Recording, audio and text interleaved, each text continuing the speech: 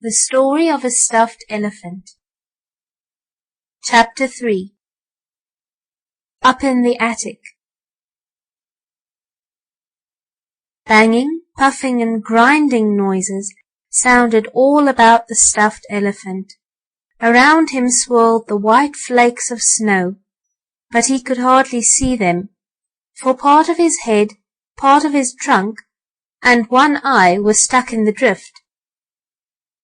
Mr. Dunn's automobile had lurched to one side as Archie's father tried to send it through a big white drift, and the noise was made by the motor, or engine, of the car, working its best to force the car ahead. The glass window of the automobile had broken as it tipped to one side, a piece of ice flying through. And it was through the broken window that the stuffed elephant had been tossed right out into a snowdrift. "Oh, but it's so cold, said the elephant, shivering.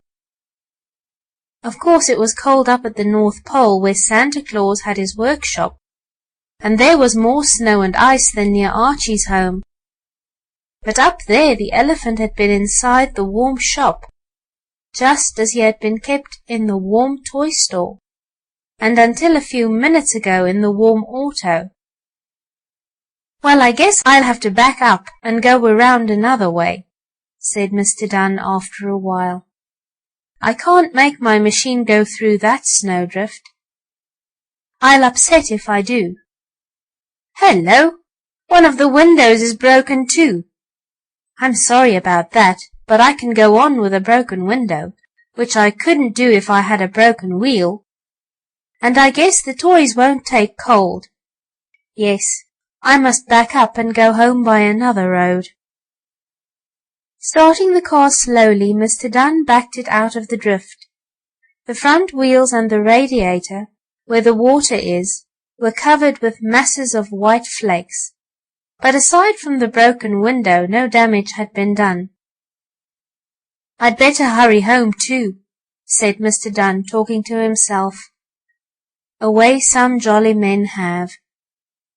It's snowing worse, and I don't want to be kept out here all night.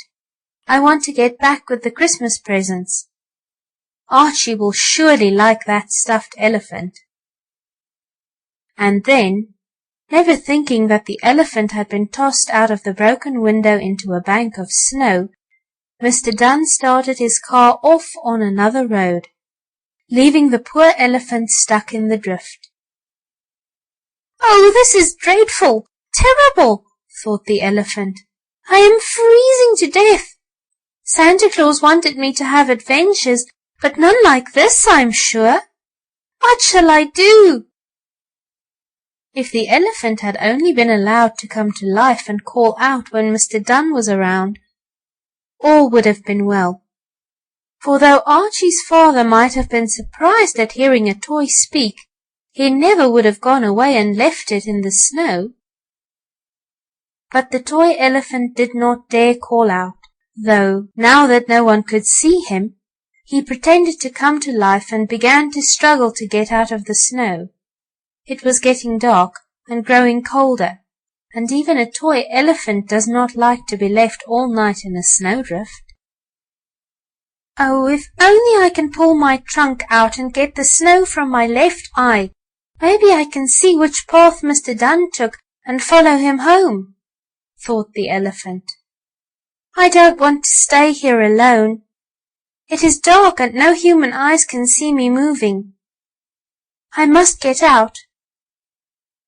He struggled and wiggled, but he seemed to be sinking deeper into the snow instead of getting out. Down, down, down into the white flakes sank the poor stuffed elephant, farther and farther down, down, down. Knowing nothing of having lost the fine new elephant out of his auto, Mr. Dunn went along by an easier road, where there were not so many drifts. He was driving past a garage when a man outside called, "Hey, mister, your car door is open." "I guess you mean the window is broken, don't you?" asked Archie's father. I know about that, thank you. I ran into a drift. No, your door is wide open, and is swinging to and fro, the garage man went on. It may bang against something and break off. Wait a minute and I'll close it for you. Mr. Dunn had slowed his car as the man called to him, and now he brought it to a stop. So the door is open, is it? Mr. Dunn asked. Well, that's too bad. I didn't know about that. It must have come open after the glass was broken. And if the door is open, some of the things may have fallen out. I'd better get down and take a look. And no sooner had Mr. Dunn looked within the car than he cried, The elephant is gone! Elephant? Exclaimed the garage man.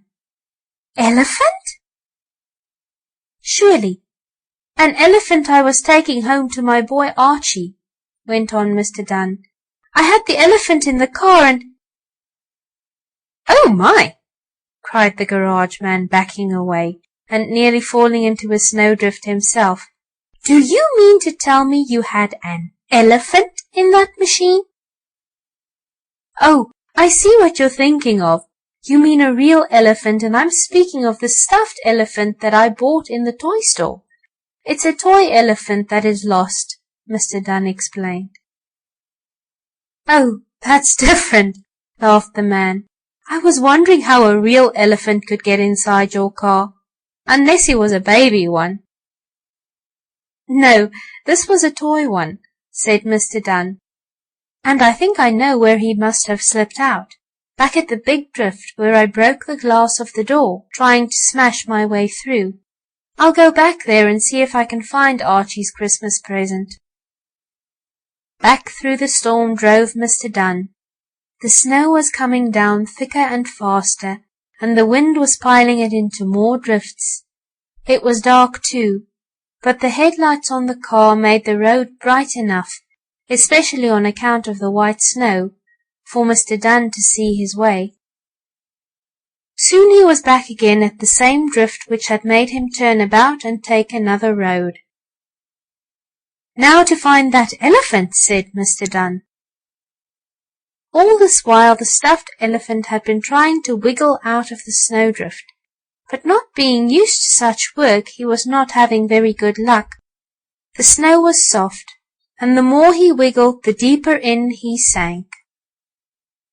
Oh dear, sighed the poor elephant. What am I going to do?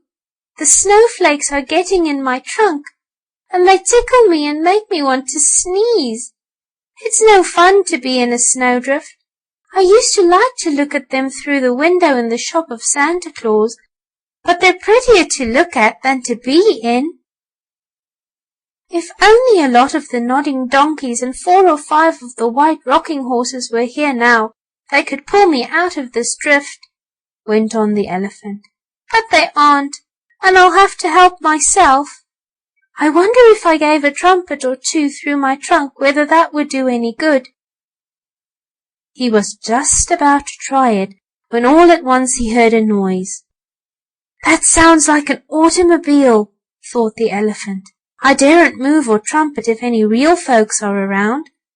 I'll have to stay quiet and then, I'll sink deeper into the snow.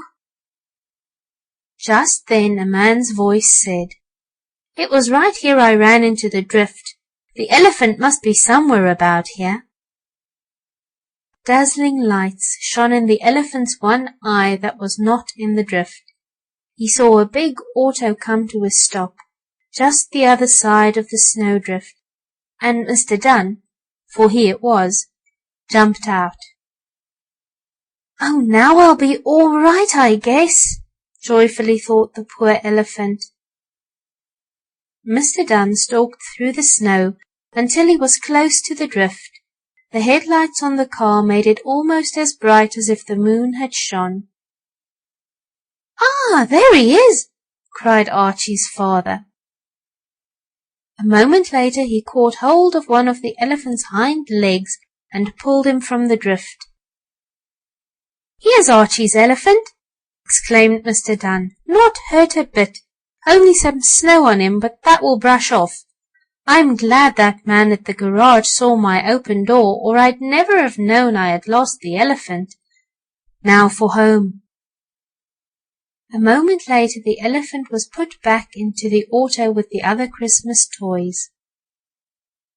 "I'll cover them with a blanket to keep the snow from blowing in on them through the broken window," said Mr. Dunn to himself. The elephant was glad of this, for he felt very cold. Then back started the auto, and it was so warm and cozy under the blanket that the elephant almost fell asleep. He wanted to talk to the other toys and tell them what had happened, but he did not dare do this with Mr. Dunn on the front seat. At last the car turned into the drive of a handsome country place. Mr. Dunn tooted the horn. The door of the house opened, letting out a stream of light, and a boy's voice cried, "You're late, Daddy." "Yes, I ran into a snowdrift. But now listen to me, Archie. You go inside and keep out of the way until I bring in some things." "Oh, Daddy, what you going to bring in?" cried a small boy. "Never mind now. They aren't for you to see just yet.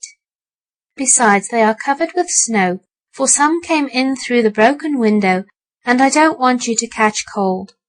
Go hide yourself, Archie, until I call you to come." Archie laughed and went into another room, away from the front hall, and then Mr. Dunn carried in many bundles, including the stuffed elephant, which was not closely wrapped in paper as were some of the others. "Oh, from Santa Claus for Archie," whispered Mrs. Dunn. "Hush," cautioned her husband. "He might hear. I'll take the things up to the attic to stay there until Santa Claus says it's time to put them under the tree at Christmas." So the elephant was carried up to the attic. It was a queer, old, dusty place, and when the elephant had been put on the floor with some other toys, Mr. Dunn went downstairs and closed the door. At first the elephant did not know where he was, but he soon saw the moonlight streaming in through a window, and he noticed the other toys about him. "Hello there! Who are you?" asked a creaking voice, and near the elephant a big wheel of wood began slowly turning. "Anybody want to ride?" asked the wheel. "I'm a spinner, I am, and I'm making believe I'm a merry-go-round. Anyone want a ride?" "Dear me, what a strange place an attic is," thought the stuffed elephant. "It isn't as nice as the toy shop, but still maybe I can have some fun. I wonder if I could ride on that wheel. I'm afraid I'm too big, but I could try. I may never have another chance, and—" But before the elephant could ask the spinning wheel how to get on, all at once there was a banging noise in one corner of the attic, and a voice cried, "Make way! Stand aside! Here I come!" "My! I wonder who this is.